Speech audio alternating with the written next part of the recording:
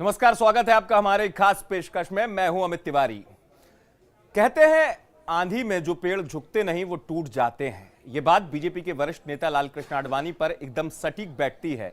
अब तक नाराज चल रहे लालकृष्ण आडवाणी के मानने की खबरें आ रही हैं। इस हालात में उनके पास दूसरा चारा भी नहीं है। वक्त के साथ बहुत कुछ बदल जाता है। सियासत में बीजेपी के दिग्गज नेता रहे लालकृष्ण आडवाणी सिंहासन भी हिला रहे हैं। बीजेपी में लालकृष्ण आडवाणी की पसंद को दरकिनार तक कर दिया गया। दरअसल आडवाणी चाहते थे कि उन्हें भोपाल से टिकट मिले, लेकिन ऐसा हो ना सका और इन सब के बीच में रूठने मनाने का ये पूरा खेल।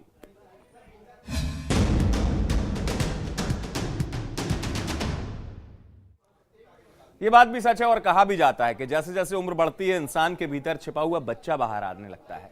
कुछ ऐसे ही हालात से बीजेपी के वरिष्ठ नेता लालकृष्ण आडवाणी जूझ रहे हैं।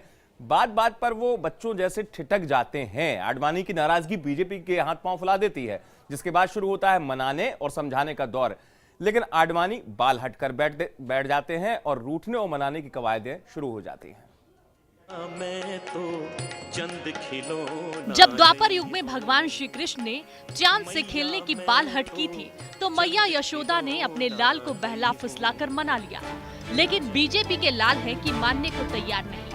आडवाणी ऐसी बालहट पर अड़े हैं जिसे न तो पार्टी मानने को तैयार है और न ही पितामह जिद छोड़ने को। भोपाल से चुनाव लड़ने का मन बना चुके आडवाणी बेबस नजर आ रहे हैं। नाराजगी के अलावा फिलहाल दूसरा कोई विकल्प भी नहीं है, लेकिन पार्टी लोकलाज के लिए ही सही मनाने में जुटी है। मुलाकात के सिलसिले की शुरुआत नरेंद्र मोदी से हुई।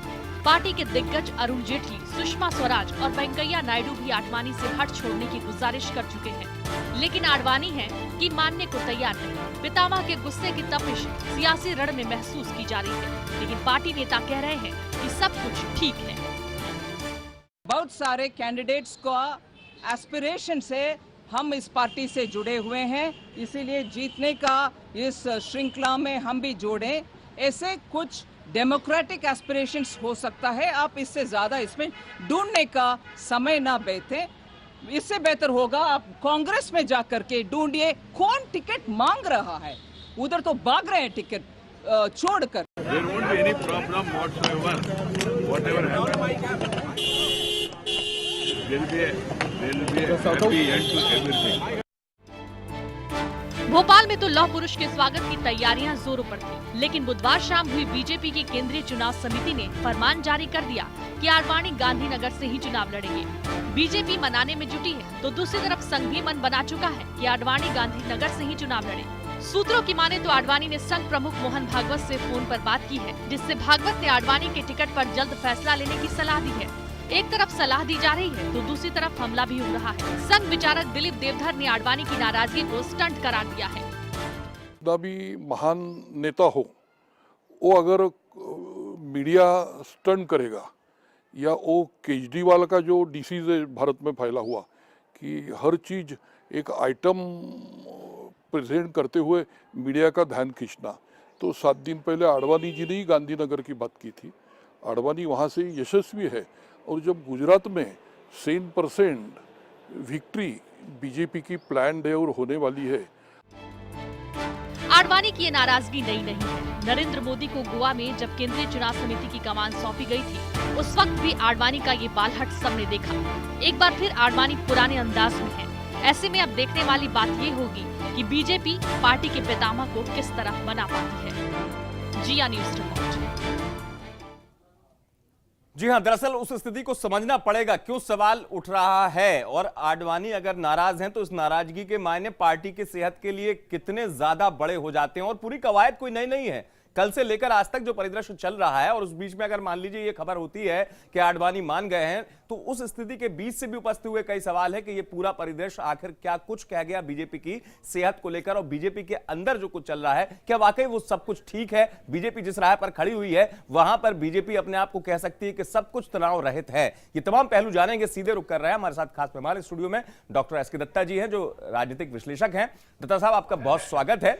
मेरा पहला सवाल आपसे यही, दत्ता साहब, खबरें ये भी है अब तक की अगर हम बात करें, आरंभिक तौर पर जो जानकारी आई कि आडवाणी जी मानने के करीब पहुंच चुके हैं या मान रहे हैं, लेकिन बड़ा सवाल ये कल से लेकर आज तक का जो परिदृश्य है वो बीजेपी की सेहत को बिगड़ता हुआ बताने के लिए काफी है या नहीं, आडवाणी जी के इस पूरे के पूरे गुस्से के बाद? मैं समझता हूं कि आडवाणी जी और भाजपा के बीच में जो बीच बीच में नोकझोंक हो जाता है, आपको याद होगा कि ये पहली बार नहीं है, कई बार इससे पहले हो चुका है। इस पूरे सिलसिले से मुझे एक बॉलीवुड की एक बहुत मशहूर गाना याद आता है, माधुरी दीक्षित की, जहाँ पे वो गाने पे पहला लाइन ये है कि वो राम जी बड़ा दुख देना तेरे लखन ने। तो फिलहाल के जो एपिसोड और घटनाक्रम जो हुआ है, इससे यही लगता है कि आडवाणी जी के लिए ये गाना एकदम बिल्कुल एप्रोप्रिएट बनता है। और मैं मानता हूं कि कौन है लखन कौन है दत्ता साहब? समझदार लोगों के लिए इशारा काफ़ी होता है कि लखन कौन है, और लखन भी शायद गुजरात से ही है।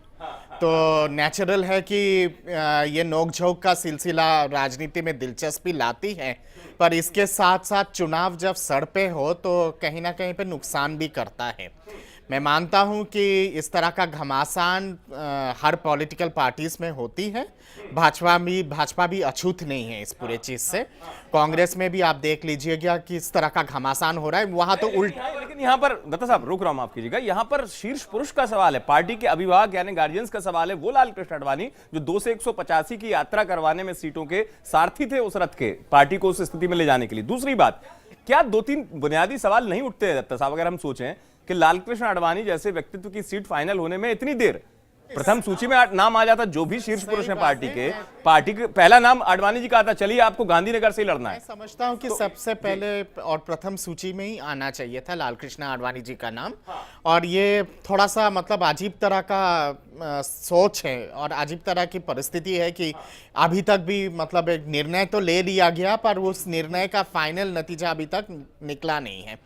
मैं मानता हूं कि आडवाणी जी का जिस तरह का कद है और जिस हिसाब से उन्होंने भाजपा पे अपना कंट्रीब्यूशन दिए हैं, और खास करके राम जन्मभूमि के चलते बीजेपी को जो 2 सीट से लेके यहाँ तक पहुँचा दिए, वो बहुत बड़ा योगदान है आडवाणी जी का। और मेरा मानना है कि उसके लिए भाजपा को भी थोड़ा सा योगदान का सम्मान करना चाहिए।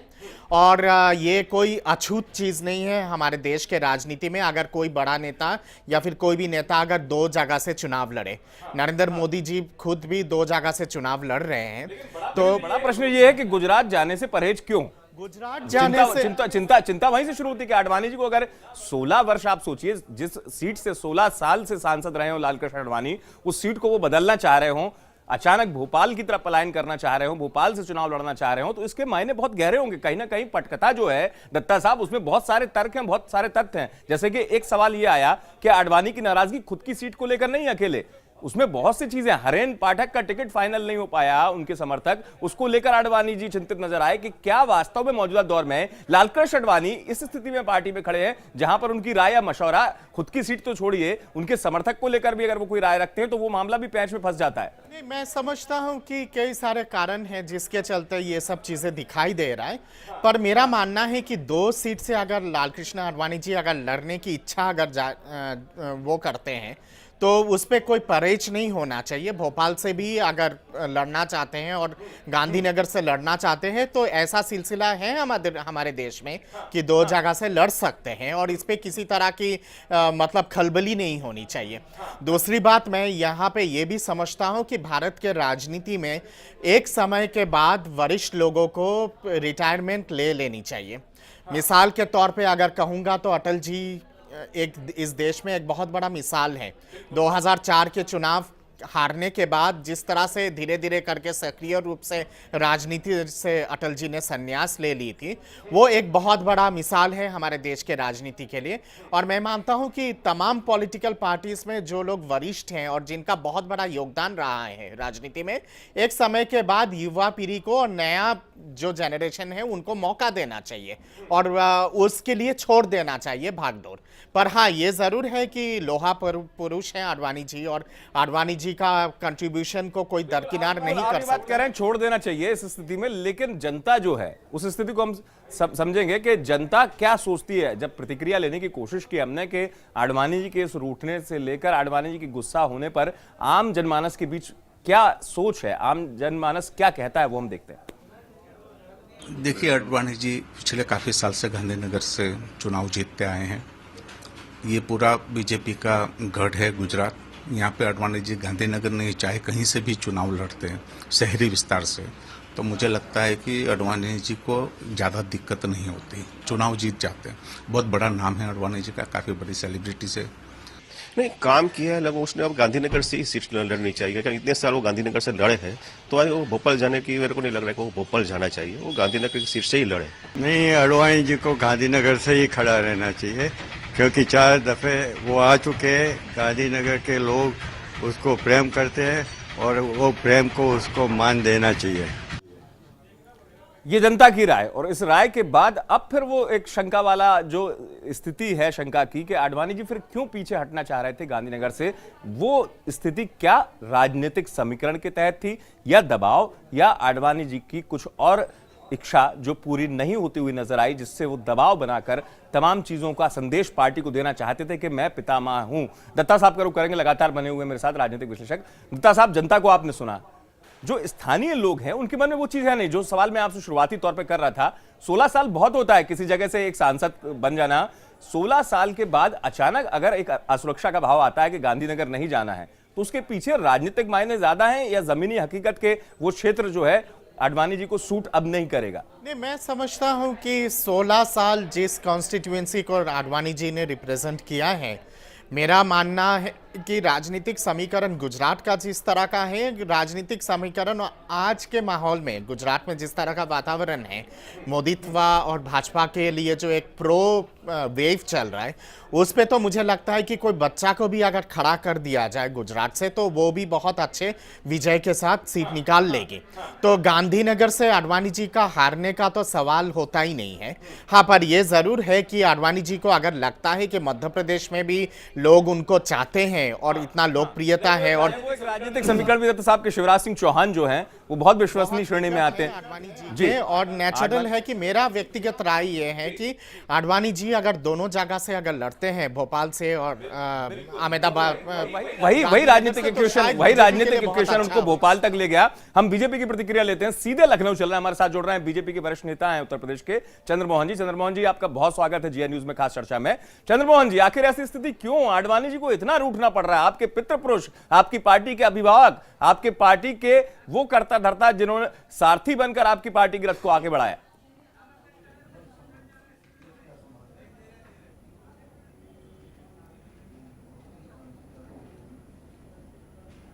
नहीं, ऐसा कोई विषय नहीं है। और आडवाणी जी हमारे वरिष्ठ नेता हैं, वरिष्ठ नेता हैं तो उनके अपने मत हो सकते हैं और मत पर सहमति असहमतियां चलती रहती हैं। भारतीय जनता पार्टी में कहीं मन भिन्नता नहीं है, ये केवल और केवल मत भिन्नता है, उससे अधिक नहीं है। मत भिन्नता होती, माफ कीजिए चंद्रमोहन जी, अगर मत भिन्नता और मन भिन्नता की अगर आप बात कर रहे हैं, तो कल शाम से लेकर पसीना आ रहा है बड़े नेताओं को आपके पार्टी के। माफ कीजिए, सुषमा जी से लेकर अरुण जेटली, वेंकैया नायडू, नितिन गडकरी जी, तमाम लोग लगातार आडवाणी जी के पास जा रहे हैं। अगर सब कुछ सहज था तो जाने की जरूरत इतने लगातार माथे पे इतनी शिकन क्यों?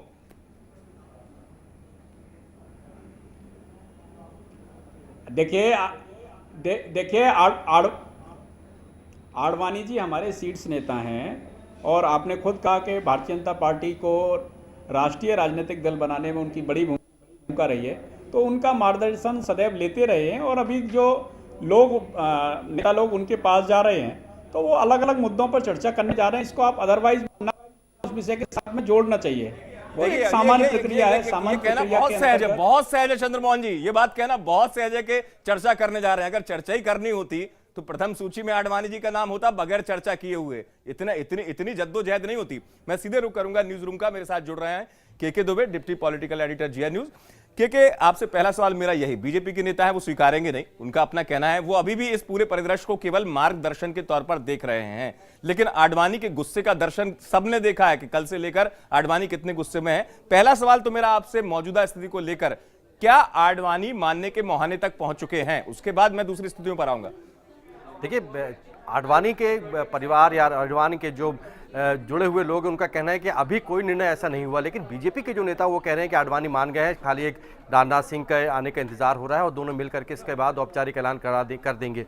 लेकिन मेरा ये मानना है, और जहाँ तक आडवाणी के जो विश्व से जुड़े हुए जो लोग हैं, उनके जो जानकार है उनका ये कहना था कि लालकृष्ण आडवाणी ने अभी फिलहाल कोई ऐसा ऐलान उनसे नहीं किया बातचीत में। उनका कहना है कि राजनाथ सिंह आएंगे तब हम बातचीत करेंगे। लेकिन एक खबरें जरूर ऐसी आ रही हैं कि जो बीजेपी नेताओं का कॉन्फिडेंस है कि जब राजनाथ सिंह जब मिलेंगे तो लगता नहीं कि उनकी बात वो टाल पाएंगे। और जैसा कि सुबह नरेंद्र मोदी ने जाकर के उनसे मुलाकात की और उनका ईगो सेटिस्फाई कर दिया है, और जो वो चाहते थे लालकृष्ण आडवाणी की, जो लोगों ने विरोध किया, जो लोग उनको राज्यसभा भेजना चाहते थे, वो आकर के खुद कहें कि भाई अब आप आकर के चुनाव लड़ें, खुद जाएं गांधीनगर, भोपाल की जीत छोड़ दें। तो जो लालकृष्ण आडवाणी ने चक्रव्यूह रचा था वो खुद ही ने उसमें बीजेपी के नेताओं को इतना उलझा दिया है कि अब बीजेपी नेता ये समझ नहीं पा रहे हैं कि क्या करना है। और ये कारण रहा कि अगर पीएमके और डीएमडीके की ज्वाइनिंग एनडीए में नहीं होती तो शायद राजनाथ सिंह भी चेन्नई का दौरा टाल देते। बिल्कुल बिल्कुल कृष्ण, आप जिस बात को कह रहे हैं ये चक्रव्यूह वो खाली पार्टी के अंदर का चक्रव्यूह नहीं है। इस चक्रव्यूह ने एक सवालों का बड़ा घेरा किया है बीजेपी के अंदर की स्थिति पर सवाल उठाने के लिए। यहां वक्त ब्रेक का है,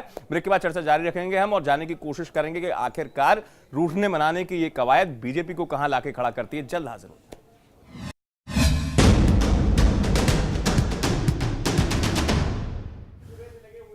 ब्रेक के बाद आपका बहुत स्वागत है। हमारी खास पेशकश में लगातार चर्चा जारी कि आडवाणी के रूठने के बाद अब जिस तरीके की स्थिति है और आडवाणी का ये हट जो है वो पार्टी को एक खासी मुसीबत की तरफ ले जा रहा है, या पार्टी वास्तव में अब फील गुड की तरफ बढ़ रही है जहां पे सब कुछ सामान्य की तरफ दिखाई दे रहा है। जल्दी से सवाल करेंगे, दत्ता साहब हमारे साथ बने हुए हैं, राजनीतिक विश्लेषक। दत्ता साहब, आडवाणी जी के मानने की स्थिति पे मैं आपसे आता हूं।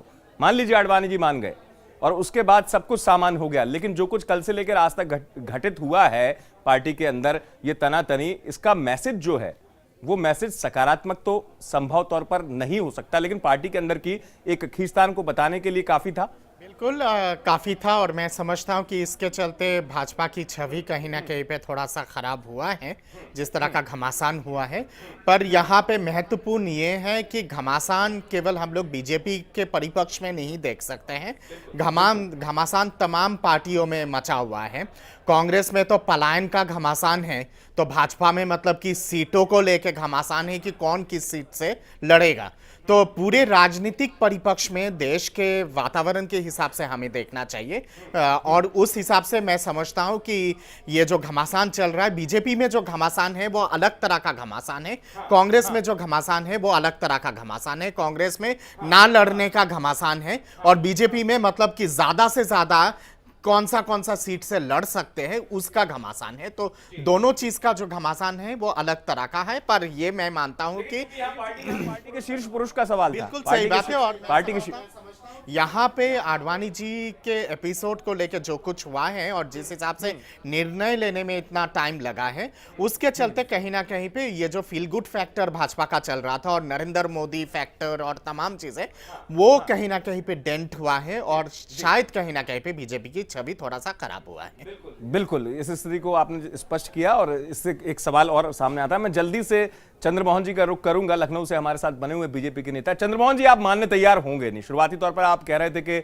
नहीं ऐसी कोई स्थिति नहीं है, लेकिन वास्तव में अगर आप समझेंगे, मैं शुरुआत कर दूंगा आडवाणी जी के आहत होने की। आपके ही क्षेत्र से लखनऊ में जब रैली हुई थी, आडवाणी जी का पोस्टर तक नहीं लगाया गया था। माननीय अटल जी का पोस्टर था, नरेंद्र मोदी जी का पोस्टर था, आडवाणी जी का पोस्टर तक नहीं लगा था। दूसरी बात, आडवाणी जी आहत अगर नहीं हुए होते तो ये तमाम स्थिति नहीं होती जो बात मैं आपसे कह रहा था। पहले ही आडवाणी जी इतने बड़े नेता हैं, उनका नाम क्लियर होता। 16 साल से वो सांसद हैं गांधीनगर से। इतना विलंब और इतना रूठना मनाना, इसको आप सुखद स्थिति नहीं कह सकते अपनी पार्टी में।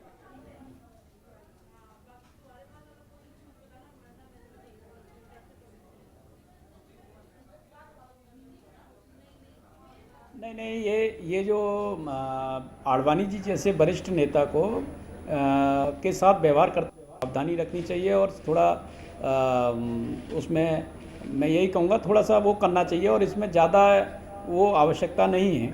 और आडवाणी जी का जो व्यवहार है, आडवाणी जी की ज़िंदगी भारतीय जनता पार्टी के विचार को आगे ले जाने के लिए लगी ज़िंदगी है, और उन्होंने उस सारे कार्यकर्ताओं को उनका मार्गदर्शन मिलते हैं।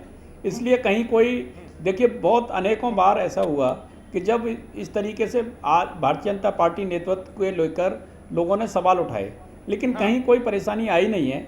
और अभी आडवाणी जी ने सदैव और पूरी भारतीय जनता पार्टी एक मत से इस समय देश से यूपीए को मुक्त करना चाहती है और कांग्रेस मुक्त भारत बनाने की दिशा में भारतीय जनता पार्टी आगे बढ़ रही लेकिन है। आप स्वीकारेंगे और माननीय नहीं, आप आडवाणी उस जी स्थिति के में मार्गदर्शन में ही आगे आप बढ़ पार्टी रही का है। संकल्प और वो घोषणा पत्र पे ज्यादा बात कर रहे हैं कि पार्टी का संकल्प क्या है, घोषणा पत्र क्या है। मूल सवाल का आपने उत्तर नहीं दिया कि आखिर आडवाणी क्यों हाथ होते हैं। जल्दी से रुक करूंगा, मेरे साथ लगातार बने हुए न्यूज रूम से हमारे वरिष्ठ सहयोगी Krishna Kumar Dubey, deputy political editor. Krishna, आपसे मैं यहाँ समझना चाहूंगा स्थिति, ये स्वीकारेंगे नहीं, बीजेपी के नेता हैं लखनऊ से, लेकिन क्या अगर सब कुछ स्थिति ऐसी सामान्य होती तो आडवाणी जी तो ठीक है, जसवंत सिंह को आहत होना पड़ा बाड़मेर वाले प्रसंग में, यदि मैं सही हूं तो?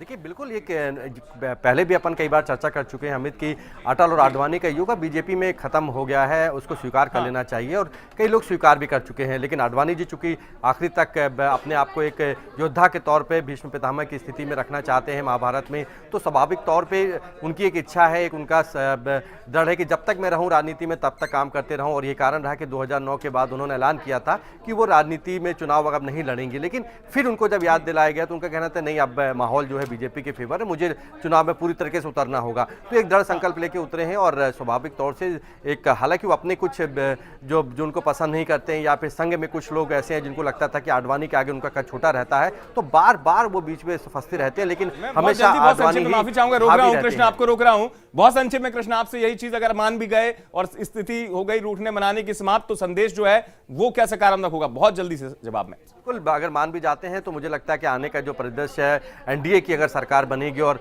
मोदी पे कुछ ऐसे सवाल अगर खड़े होते हैं कि एनडीए के कुछ घटक दल जुड़ना चाहते हैं लेकिन मोदी के कारण नहीं जुड़ेंगे, तो मुझे लगता है कि बीजेपी के आगे सबसे बड़ा चेहरा लालकृष्ण आडवाणी होंगे।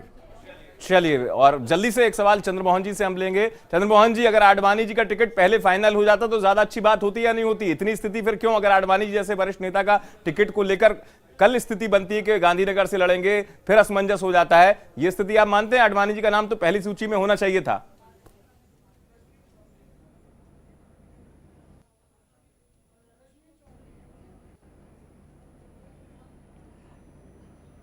नहीं नहीं, ये कोई विषय नहीं है कि किस सूची में किसका नाम आया है, ये कोई विषय ही नहीं है और ये इस विषय का कोई अर्थ भी नहीं है और इसमें कहीं कोई बात ही नहीं है, कोई सहमति की आवश्यकता भी नहीं है। और क्यों सहमत हो? और ये भारतीय जनता पार्टी की रणनीति है।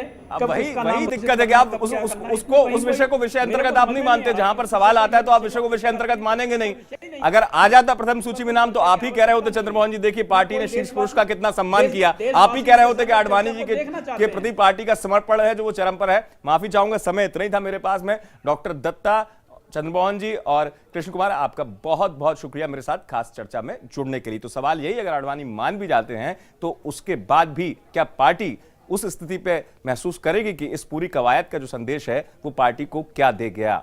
खास पेशकश में इतना ही।